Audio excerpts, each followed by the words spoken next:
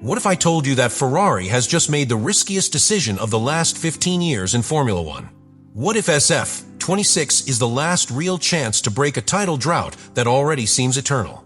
Stay, because what you are about to discover goes beyond a simple car launch. Subscribe to continue uploading more of this type of content now, if we continue. To really understand the birth of the SF-26, you first have to understand the exact point where Ferrari was in mid-2025.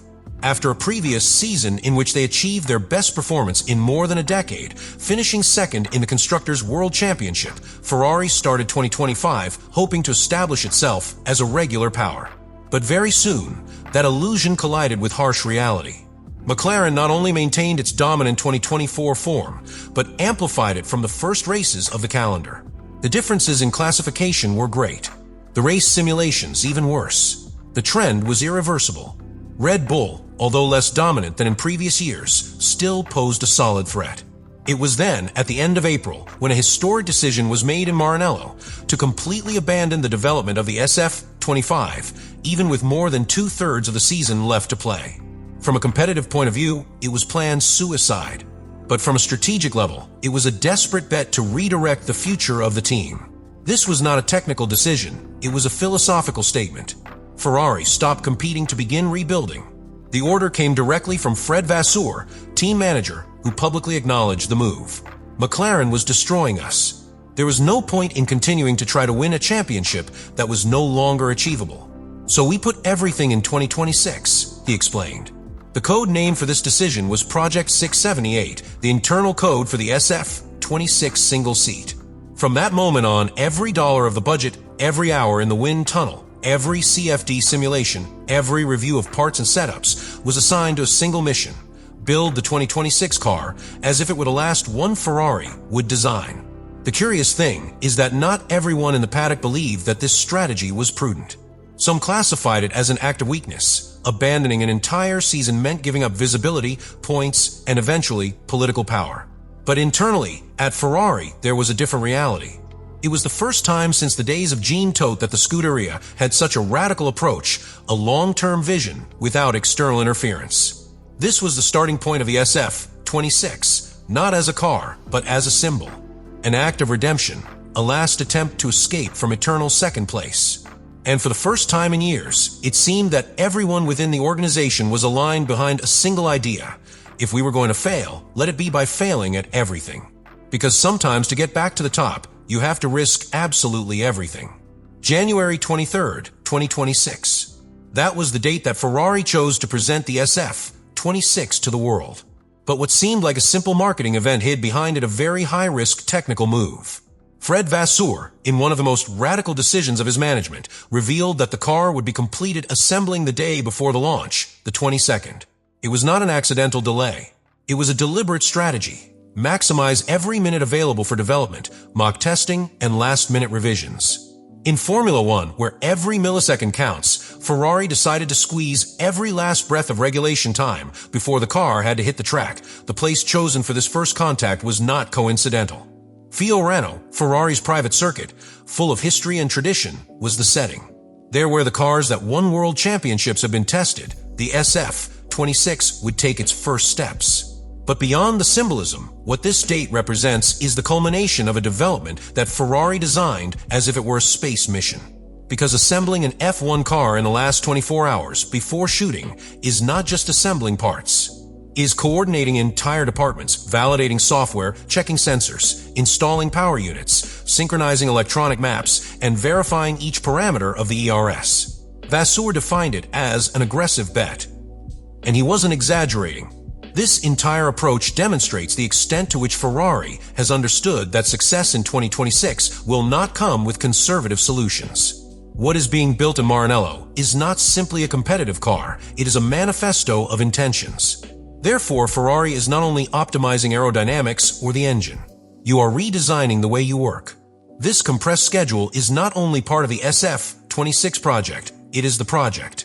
Forcing the team to work under realistic pressure, at the limit, as if it were the eve of a race, prepares the entire environment for what is to come during the season. But this work model also involves risks that cannot be underestimated. Any failure in the integration of the hydraulic system, a poorly calibrated sensor, a failure in the wiring of the hybrid system, or even a part that does not fit perfectly, could compromise the first appearance of the car. And if that happens at Fiorano, critical time would be lost before the start of official testing in Bahrain. However, this is where Ferrari is showing its institutional evolution. This level of audacity is only possible when a team has internal trust, alignment between departments, and a clear chain of command. It is no longer the chaotic Ferrari of previous years where decisions took weeks to make and key departments functioned as silos. This Ferrari, at least in its 2026 version, works as a single block. From a chassis cell to the power electronics, from aerodynamics to logistics, everyone is pushing towards the same goal: to present the most sophisticated, precise, and fine-tuned car they have built since the days of the SF-26. But none of this is done out of ego.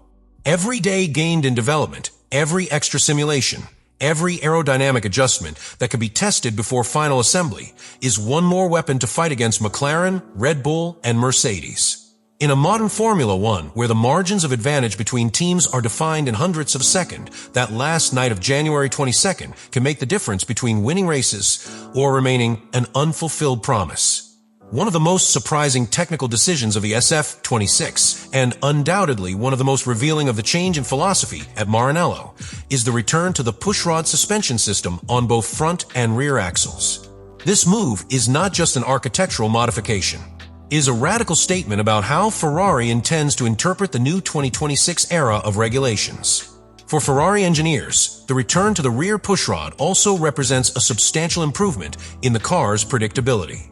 One of the great problems of the latest Maranello cars was precisely their erratic behavior at the edge of the limit. Small changes in track temperature or tire pressure translated into radical differences in the balance of the car. With the new system, that behavior should be smoothed out.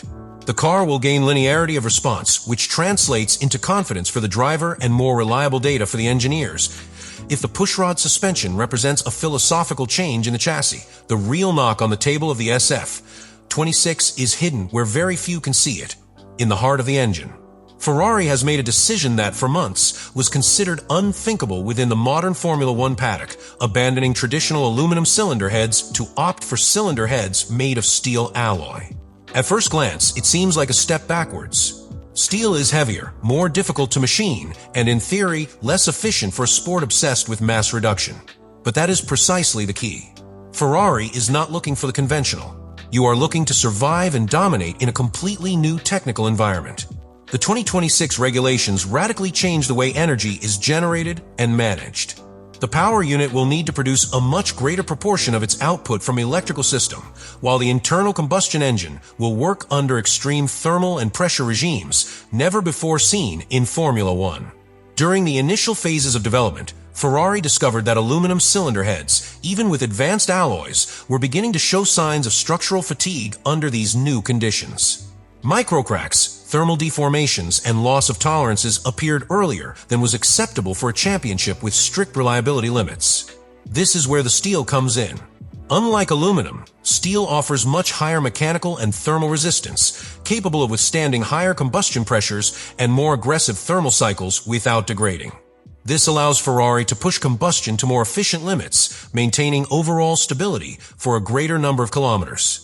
In a rulebook where teams are limited to a small number of power units per season, this robustness becomes a strategic weapon. The development of these cylinder heads was not improvised.